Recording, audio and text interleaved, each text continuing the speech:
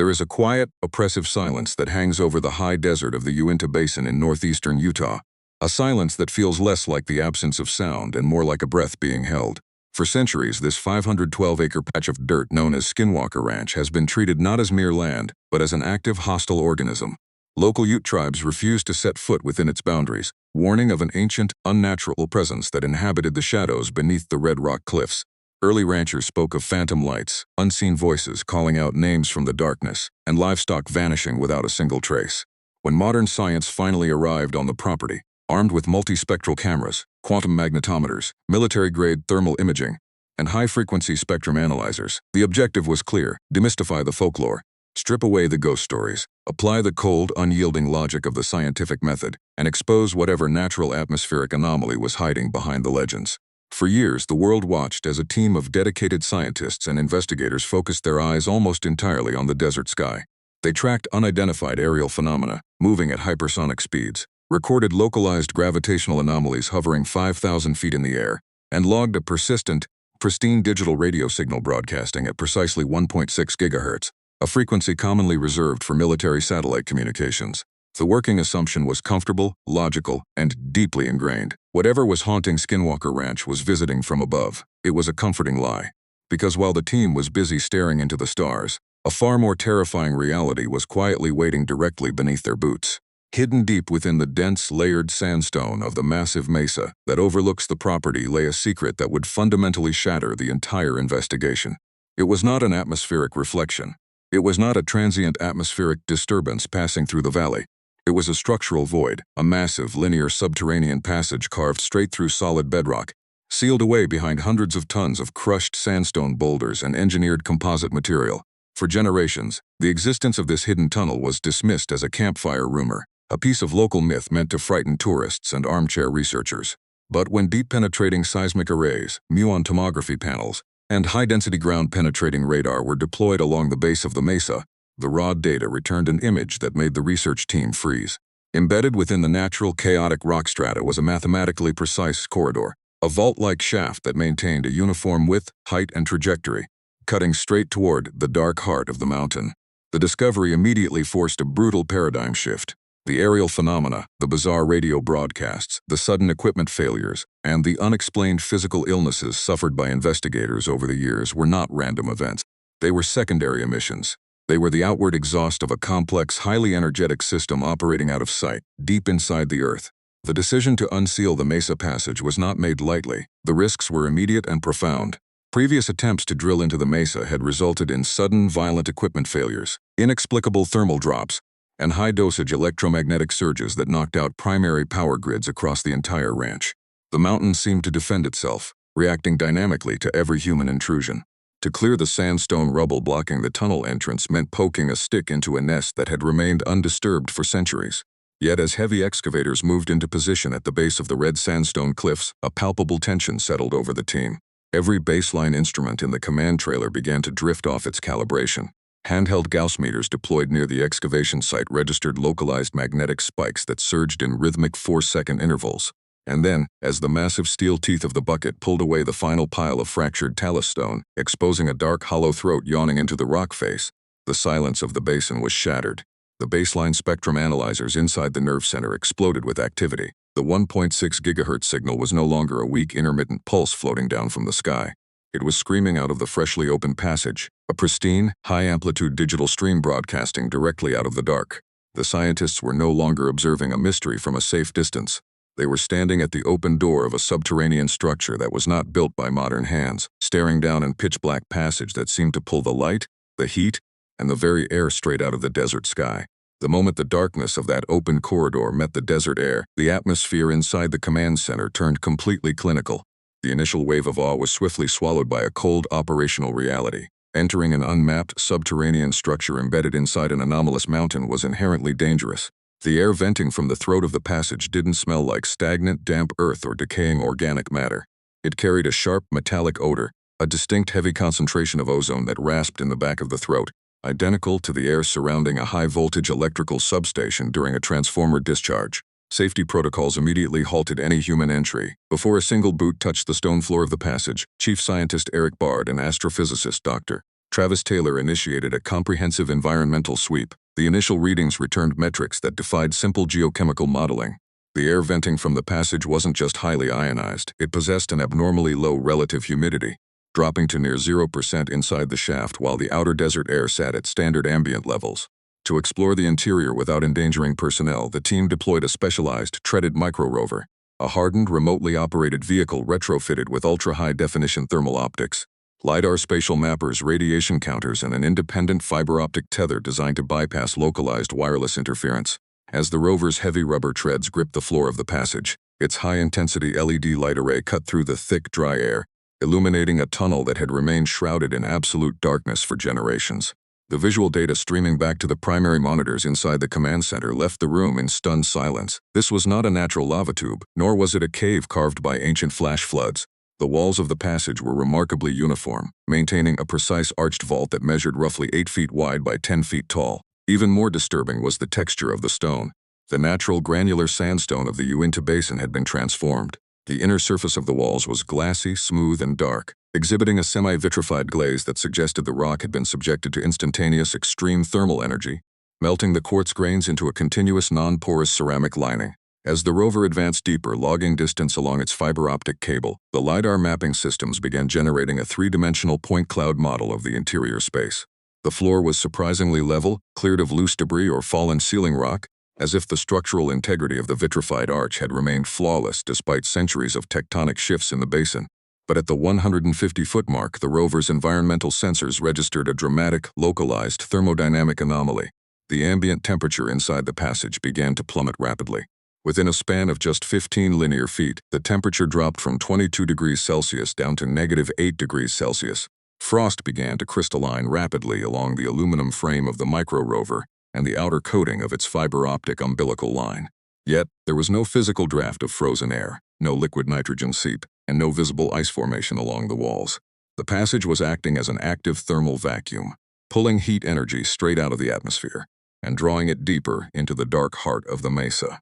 The micro-rover pushed forward through the extreme cold, its thermal optics capturing the sudden temperature inversion as a brilliant blue gradient on the diagnostic screens.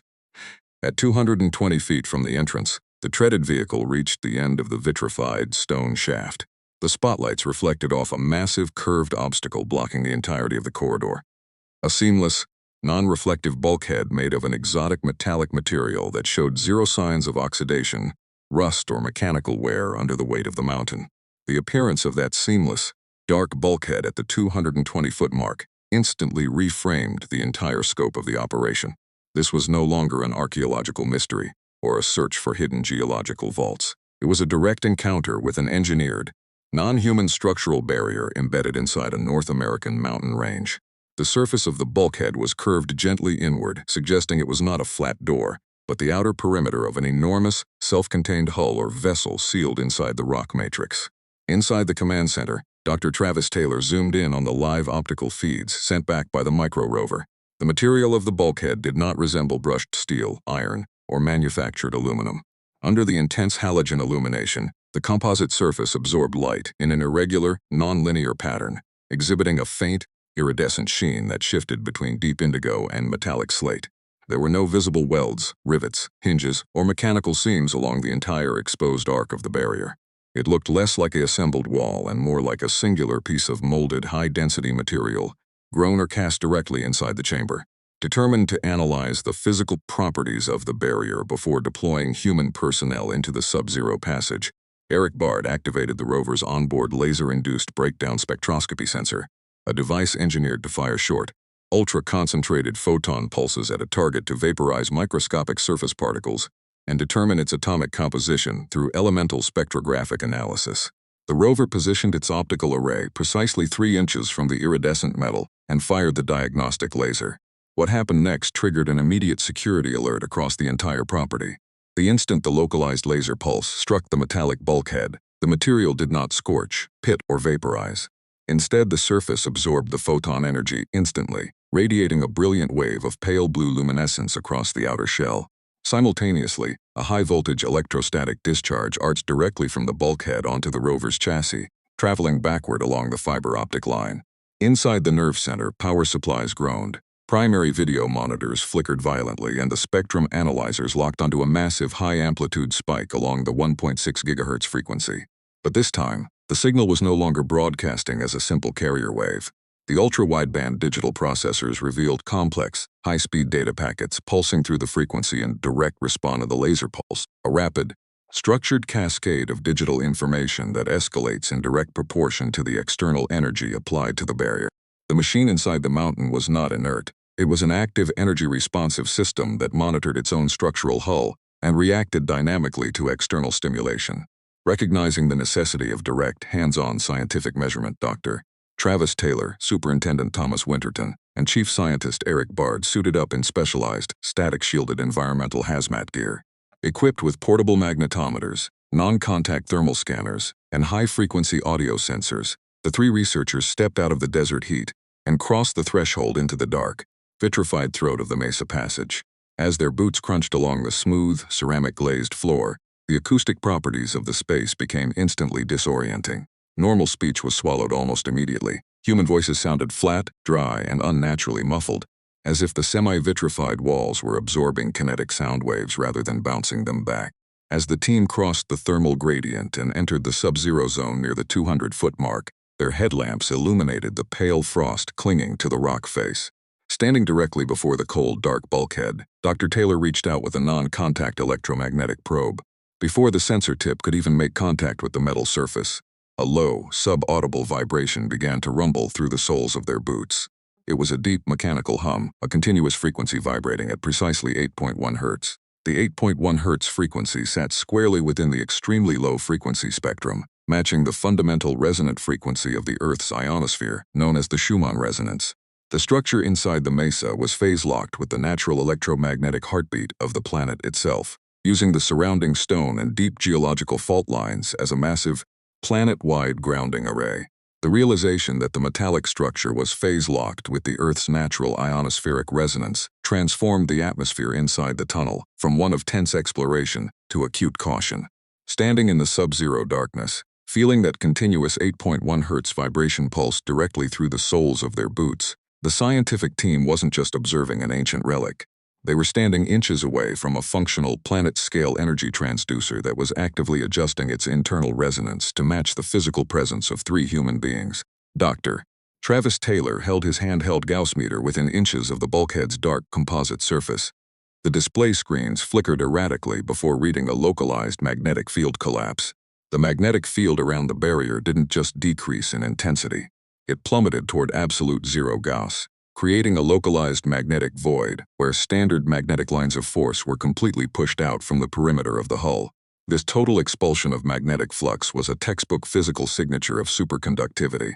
The bulkhead was functioning as an exotic, room-temperature superconductor operating at zero resistance, allowing massive electrical currents to circulate through its metallic skin without generating thermal waste or losing power over time. To map the internal spatial dimensions of what lay directly behind this impenetrable superconducting bulkhead, the team outside the mesa initiated a real-time cross-correlation using the cosmic ray muon tomography panels deployed along the base of the ridge.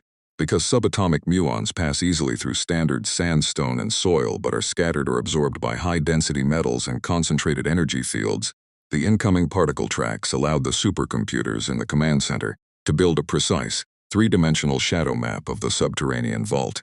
As the computational models rendered on the primary monitors inside the nerve center, a jaw-dropping geometric structure materialized on screen.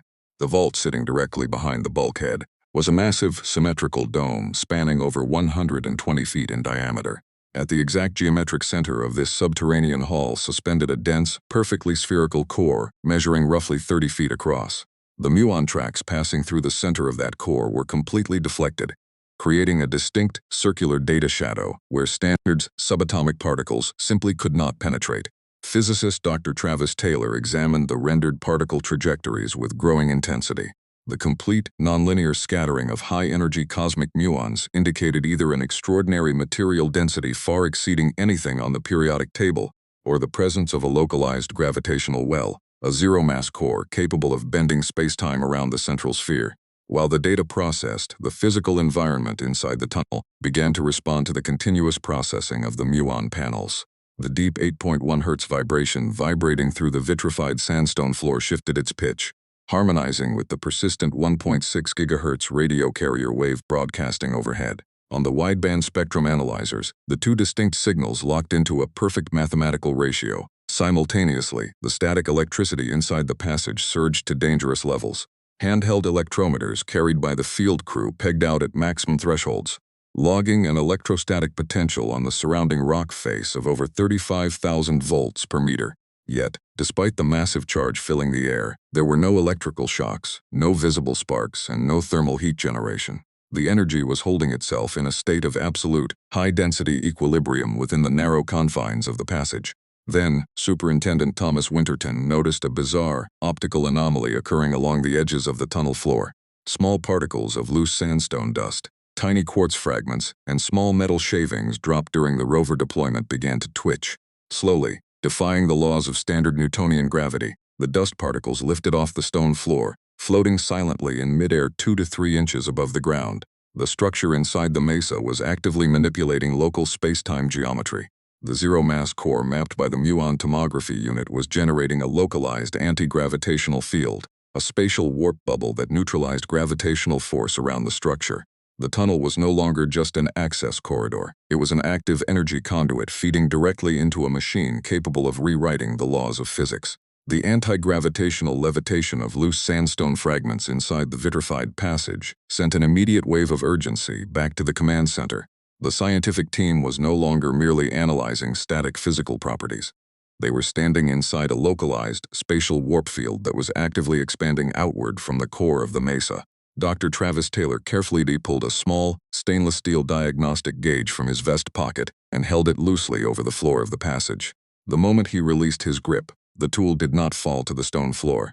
It suspended instantly in midair, swaying gently in the sub-zero draft, as if submerged in a dense, invisible fluid before slowly drifting upward toward the smooth, glazed ceiling of the tunnel. Inside the command center, Chief Scientist Eric Bard tracked the spatial geometry of this expanding field on the primary telemetry displays. The localized gravitational collapse was not spreading randomly through the rock strata. It was propagating along a precise, linear vector that lined up perfectly with the subterranean fault lines running directly from the mesa toward the infamous triangle sector, the exact region of airspace 5,000 feet overhead, where researchers had recorded aerial anomalies for years. The machine embedded deep within the Uinta Basin was not an isolated artifact. It was functioning as a primary spatial anchor, an active zero-mass engine that linked the deep geology of the Earth directly to the energetic phenomena manifesting in the desert sky. Determined to measure the rate of energy transfer passing along this subterranean vector, Eric Bard deployed a series of hardened, fiber-optic ground dipole arrays directly into the stone floor of the tunnel. The moment the diagnostic leads were anchored into the vitrified rock, the spectrum analyzers inside the nerve center caught a massive multi-channel data stream pulsing through the Earth. The baseline 1.6 GHz radio signal, previously recorded as a single pristine digital carrier wave, split into 6 distinct parallel subchannels. Each subchannel was locked to a specific high-frequency modulation pattern that pulsed in perfect synchronization with the 8.1 Hz ELF vibration humming through the mountain. When the real-time processing computers mapped the planetary directional vectors of these 6 subchannels, the results left the research team utterly speechless. The 6 parallel signals were not dispersing into the local desert crust, nor were they broadcasting into the upper atmosphere. They were traveling as tightly focused, non-attenuating electromagnetic waves through low-loss acoustic waveguides embedded deep in the Earth's mantle. One vector aligned precisely with the deep oceanic trench of the Bermuda Triangle in the North Atlantic. Another tracked straight along the volcanic fault lines of the Devil's Sea off the eastern coast of Japan. A third vector pointed directly toward the magnetic anomaly zones of the high-altitude Atacama Desert in South America. The underground installation beneath Skinwalker Ranch was a master relay station, a central operational hub in an interconnected, planet-wide energy grid concealed miles beneath the Earth's surface. As the computers finalized the planetary vector maps, the physical environment inside the tunnel underwent a sudden, terrifying shift. The pale frost clinging to the metallic bulkhead began to glow with a soft, bioluminescent blue light. The semi-vitrified sandstone walls, subjected to the immense electromagnetic tension radiating from the inner core, converted the field strain into visible light through high-density piezoluminescence, painting the dark passage in an ethereal violet hue. The temperature inside the shaft plummeted even further, dropping past -20 degrees Celsius in a matter of seconds. Inside the command center, main circuit breakers groaned under an unexpected power backfeed coming from the grounded sensors inside the passage. The machine inside the mesa was no longer idling in a low-power standby state. The opening of the tunnel and the subsequent diagnostic laser tests had initiated an automated multi-node boot sequence, pulling raw geothermal energy straight out of the planet's core. The sudden boot sequence initiated by the inner core sent a terrifying surge of energy, reverberating straight through the structural bedrock of the Uinta Basin. Outside the tunnel, along the high ridge of the mesa, the ground began to vibrate with a sharp high-frequency resonance, a sound less like a geological quake and more like the violent, rhythmic whine of a massive industrial turbine spooling up beneath hundreds of feet of solid stone. Inside the command center, primary circuit breakers tripped in rapid succession as raw electromagnetic energy backfed through the fiber optic lines grounded inside the passage. Dr. Travis Taylor, Eric Bard, and Thomas Winterton immediately evacuated the tunnel, retreating back to the field command trailer. As they crossed the threshold out into the open night air, they turned to see a breathtaking, terrifying sight. The throat of the newly opened passage was glowing with an intense, pale violet beam of light, a focused column of piezoluminescent energy projecting straight out of the cliff face and into the desert valley. Inside the nerve center, hardened battery-backed monitors flickered back to life, displaying real-time telemetry from the cosmic ray muon tomography panels. The data was astounding. The spatial warp bubble centered on the 30-foot zero-mass core had expanded dramatically, growing from its initial 30-foot radius to encompass an area over 400 feet wide. Within this expanding sphere of influence, the gravitational signature of the mesa had effectively dropped to zero. Stone, soil, trapped groundwater, and air molecules inside the heart of the mountain were behaving as if the mass of the surrounding Earth had ceased to exist. The massive metallic structure was effectively weightless, floating inside a self-generated gravitational pocket suspended within the crust of the Earth. At that exact moment, the optical tracking cameras trained on the airspace over the Triangle sector captured the atmospheric culmination of this subterranean power surge. The invisible localized anomaly known as the bubble, hovering 5,000 feet in the air, suddenly ignited into a brilliant swirling ring of cyan plasma. The column of violet light projecting from the mesa passage locked onto this aerial portal, creating a visible, vertical refraction axis in the night sky, an energetic pillar connecting the deep geology of the mountain directly to the atmosphere above. The 6 planetary signal vectors logged earlier were now firing at maximum output. International geophysical monitoring stations along the Bermuda Triangle, the Devil's Sea, and the Atacama fault lines simultaneously recorded synchronized, ultra-low frequency magnetic spikes matching the exact 8.1 Hz rhythm pulsing out of Skinwalker Ranch. The master node beneath the basin was broadcasting an activation signal across the entire planet-wide subterranean network. Inside the trailer, the scientific team faced an immediate operational crisis. The rapid expansion of the zero-mass field threatened to destabilize the structural integrity of the mesa itself. If the gravitational collapse expanded any further, the immense pressure of the surrounding sandstone cliffs would shear, causing a catastrophic geological collapse that could permanently seal the structure or release its exotic, zero-point energy core directly into the atmosphere. Dr. Taylor immediately ordered the field team to deploy a high-voltage electromagnetic dampening array around the mouth of the passage.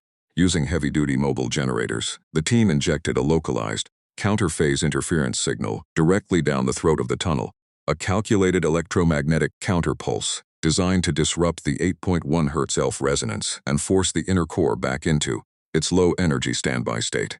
As the dampening coils hummed to life along the base of the mesa, firing a concentrated counter-frequency into the glowing passage, the entire valley held its breath. The air grew thick with static, the violet beam flickered violently, and for 5 agonizing seconds, the mountain seemed to stand on the absolute razor's edge between total energy release and complete collapse.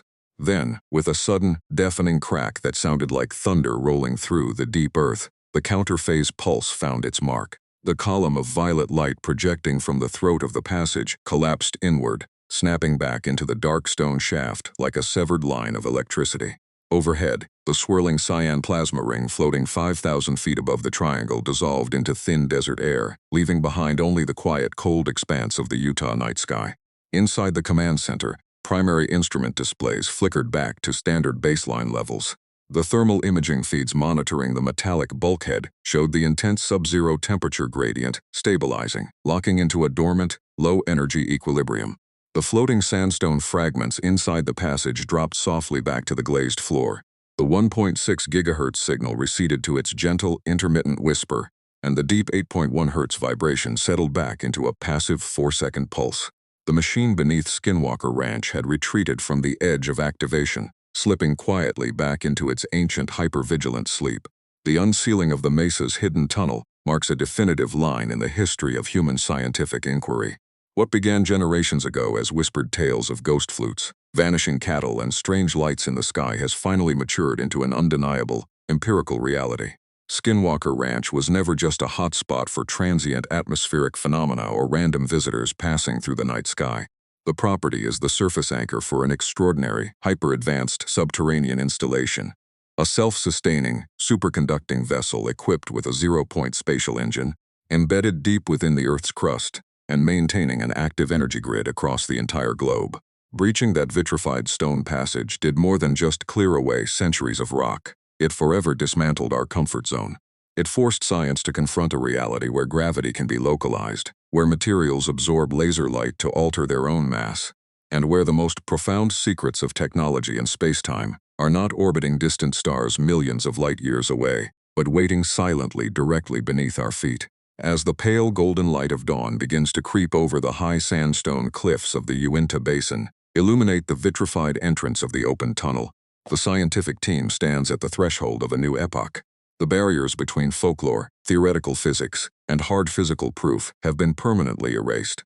The quest to fully understand the entity inside the mountain is no longer just an investigation.